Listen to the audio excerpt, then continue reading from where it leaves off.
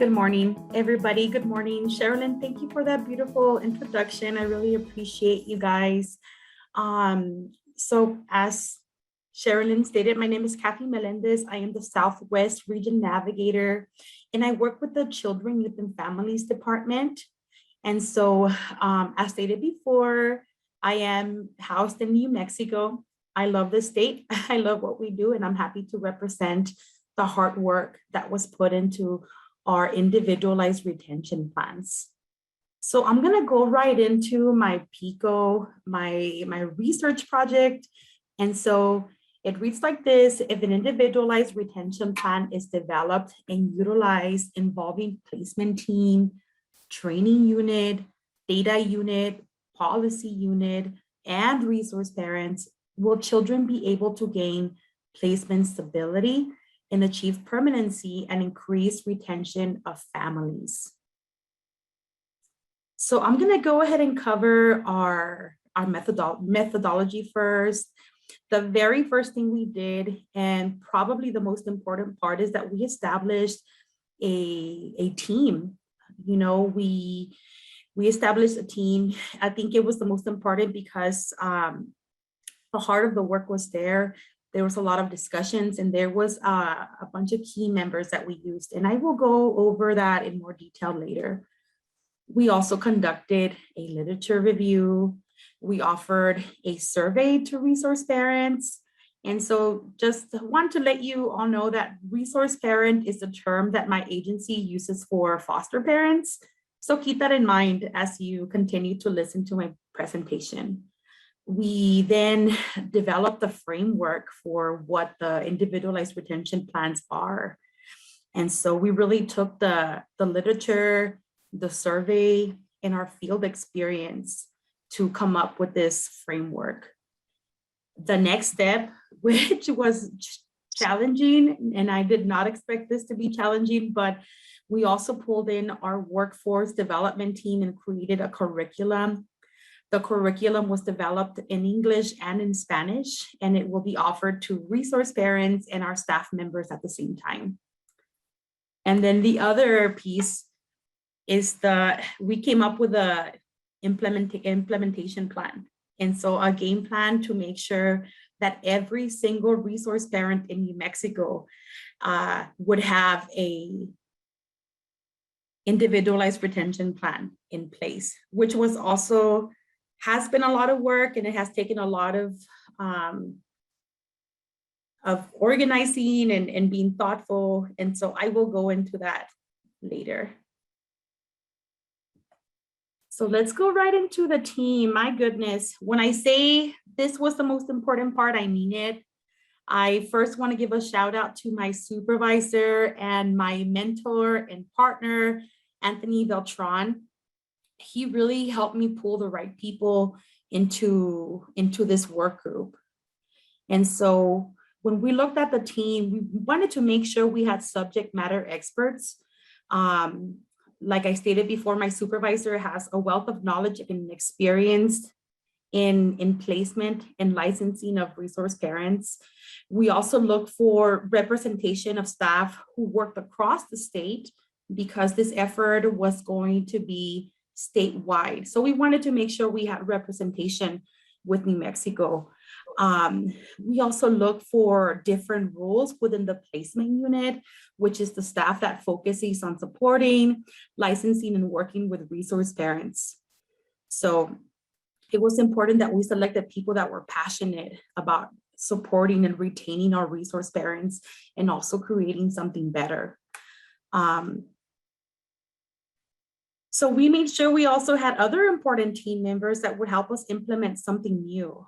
You know, somebody as valuable as our research, assessment, and data bureau chief. She really helped us pull the data and develop a survey that could help us, you know, determine where we were as far as retention of our resource parents. We also included our policy and procedure coordinator, who helped us through the process of developing the new policy and then navigating through the process of establishing new policy and procedure for New Mexico. And then like I said before, our workforce development team came in and they really took our work to the next level, and they helped us build a curriculum that would be offered to both our resource parents and our staff, and then also to make sure that it could be offered in English and in Spanish at the same time. All right, so I'm gonna go ahead and just go over some of the keynotes that we found after reviewing the literature. So we learned that resource parents value the relationship that they have with child protective staff. And so we also learned that support systems are very important when it comes to retention of resource parents. We also learned that child welfare is very difficult to navigate, and our resource parents would really benefit from learning better communication skills and self-advocacy. We also learned that resource parents would benefit from being respected and recognized as internal members of the team, which is one of the reasons of why we moved our language from foster parent to resource parent. In New Mexico, we're really trying to view our families as partners and, you know, give them that place at the table. Yeah, so after looking at all of these pieces, we really took this into consideration when we were developing the items that were going to be added to the individualized retention plans. So then I'll go right into the survey that we developed. We used a weighted gap analysis. So by definition, this is the method of assessing the difference between performance and expected performance of the organization. And so what we did is we gave our families the list of items and asked them to tell us from those items which were the most important to them. And then we asked them to tell us how satisfied they were in those areas. And then we were able to determine gap areas using the weighted gap analysis. And so again, we're really grateful for our data experts in our unit that helped us pick something that would help us. So in the survey, we sent it out to 1,122 resource parents back in April of 2021. And so even though we only had a 15% response, we did get representation and responses from 22 counties out of 33 counties in New Mexico. So we covered the state. So I'm going to go over the list of items that we gave our resource parents. So we wanted to make sure we encaptured all aspects of being a resource parent. So we asked them about the licensing process. We asked them about our pre-service trainings. We asked about ongoing trainings, initial placement of children in their home, communication with CYFD, collaboration with CYFD, and role satisfaction. So like I stated before, they rated the level of satisfaction, you know, and then which one was most valuable to each and every one of them. So what did we learn from our survey? So through the weighted gap analysis, we learned that communication was rated to be very valuable for our resource parents. And we also learned that they were highly dissatisfied with us in this area. So that was we really took this into consideration when we were developing the items of the individualized retention plans. In addition, we learned that collaboration between them and our staff was also very, very highly valuable. And they were also highly dissatisfied in this area. We also learned that resource parents found that obtaining specific information about the children they care for their home was highly important. And they also stated that they were dissatisfied in this area. And then the last piece that I wanted to bring up was that Role satisfaction, parents reported that to be very important, and they stated that they were highly satisfied with role fulfillment. And we did learn this. We also saw this when we did our literature review, that resource parents will often say, you know, being a foster parent is one of the most rewarding things I've ever done. And so we know that families can feel fulfilled doing something like this. All right, so now we wanted to tie the loose ends and, you know, find solutions with our findings from our survey, from the literature review. We decided it was important to move away from county-based retention plans and focus more in individualized retention plans. And so my supervisor and mentor, Anthony, started calling them IRPs. So because individualized retention plans is so wordy. So, but anyway, we really wanted to create a tool that would help us improve engagement with our families individually.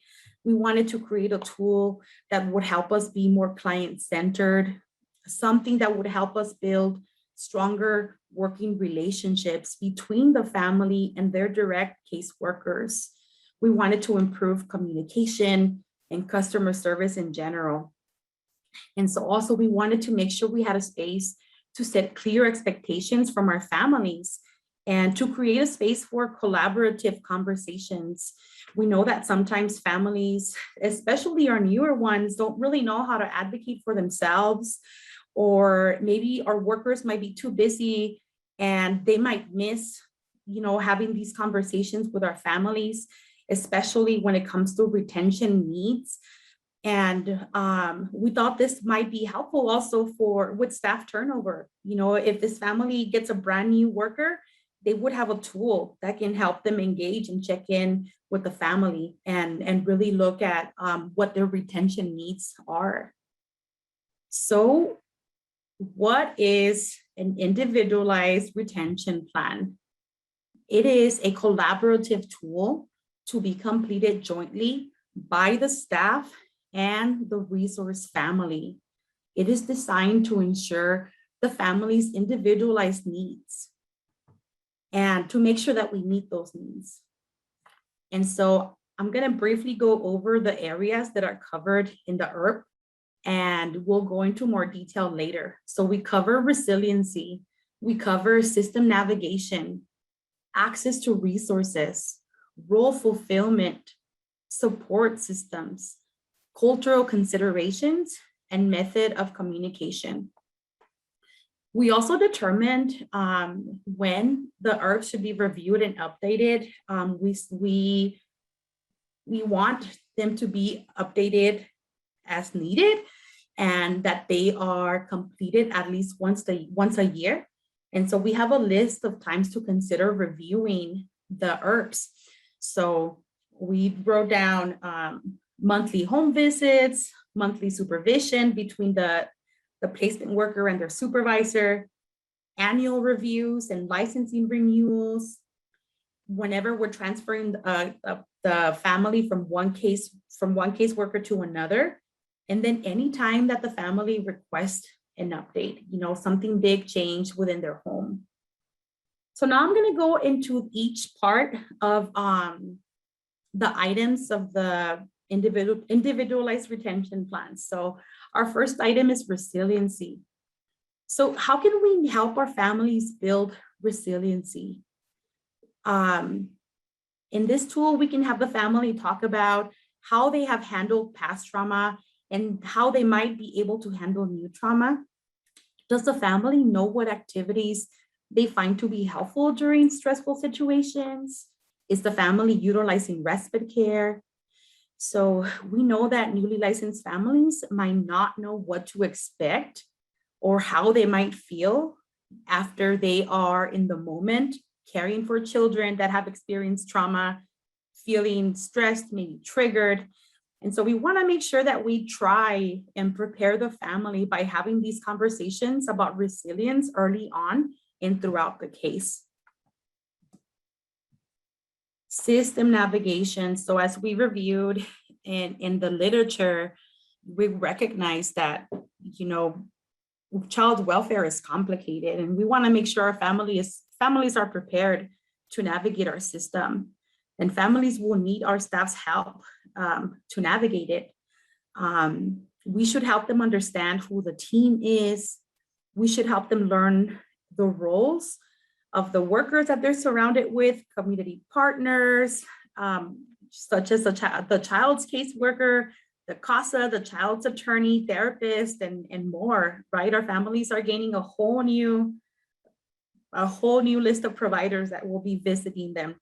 And so we want to make sure that they know who to contact, and families, especially our new ones, will need to hear this ongoing, and we'll have a space for it in our individualized retention plans. We also want to make sure that our families have access to resources so they can meet their need, not only their own needs, but also the children that they're caring for and their needs. We can discuss anything starting from mental health, emotional support, financial, concrete needs, growth and development. And so in New Mexico, we continue to license more and more relatives and fictive kin. And so we have changed many barriers that have prevented us from licensing families before, but that has also required us to really look at the family, and we need to make sure that we're setting them up for success and to make sure that they have the resources that they need to care for the kids in their homes. Role fulfillment. We must recognize that we are working with different families. And so we look at our families and identify, is this a relative family? Is this a community family? What are their individual needs with role fulfillment? So we learned from the literature in our survey that resource parents find being a foster parent extremely rewarding and satisfying. But we also know that families will struggle with reunification. So it's important that we have these conversations with our families, and that we let them know that reunification is the center of our work.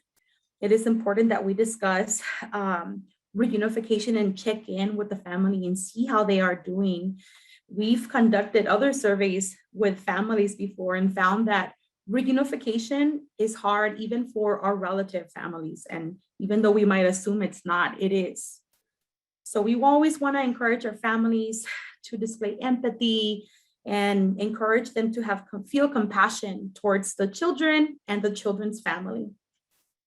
Support systems. So we also learned from the literature that support systems can make a huge difference when it comes to retention. So let's talk to our families and help them identify their supports. We can also use this as an opportunity to invite them to join to a local support groups or connect them with other experienced resource parents. All right, so cultural considerations. It's very important that we know our family, their culture, and then we know the children that they're caring for and their culture as well. So let's use this as an opportunity to find ways to honor our resource families' cultural practices, religion, beliefs, and assist them in supporting the children that they're caring for and their families' culture. Okay, so preferred method of communication. This is a great opportunity to learn how the family wishes to be contacted. Do they prefer a text? Do they prefer a phone call, an email, a video conference? During the pandemic, we had to get really creative in how we were contacting our families. There was a lot of Zoom meetings, and so but have that conversation with your family. What do you prefer? What is best for you? Are you working in the morning? Is the text better during the day? And so this is also another good opportunity to discuss boundaries and limitations, because we know that our caseworkers do not work 24/7, but the family might need support after hours, right? So let them know who they can contact, who is available after hours on the weekend. All right, so where are we now? So the curriculum has been completed. And it is, like I stated before, it has been translated to Spanish, which I am very proud of, to be honest, because typically the trainings will come out and then it'll be our placement workers' responsibility to translate forms, to translate PowerPoint presentations, and that can take a toll on our workers who, as we all know, are extremely busy. So I'm very proud that we're doing this for this training. And so in addition, policy has been created. It has been approved by protective services executives. A program instruction guideline has been created and will be sent out to all staff. So what are our next steps? We are planning to have a kickoff meeting with our placement management team. And so we want to give them just a review of what we're doing and to ask for their support when it comes to rolling out the individualized retention plan. It's something completely new to our state. So we've definitely been very strategic, and we've had a lot of discussions about what the best way to roll out this training. And I noticed somebody had this question in WOVA for me. So we're going over that now. So herbs are going to be implemented by the end of October of this year. And so our staff and our families will be receiving the training at the same time. And we're gonna be offering a training in Spanish as well with our Spanish speaking families, and then also the workers that work with them that are also Spanish speaking. So I'm very excited about the trainings. And so what we're doing, we're trying to establish and model that partnership between our staff and our families.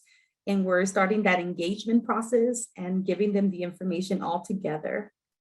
And so our goal is for all of New Mexico resource parents to have an IRP by January of 2022. And so our placement workers will all actually be completing the IRPs with our families through November and December through monthly home visits. In addition, we're planning to do a survey for June 2022 to determine the success rate and see what, it'll be the same survey to determine, if the IRPs have been helpful. And so this is, the goal is for this to be a moving process, that we look, and change it as needed. So I am not going to talk about the impact of the NPLD experience for me. I already knew this, but I was reminded how much I love child welfare and why it's important to have people of color to be in the field, especially some of us, really advocated for that training to be offered in Spanish and make sure that it was translated.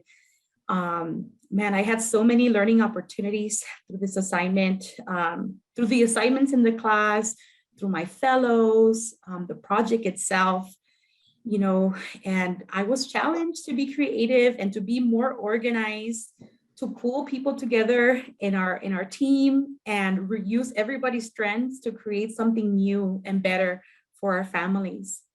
I also had the opportunity to practice leadership skills.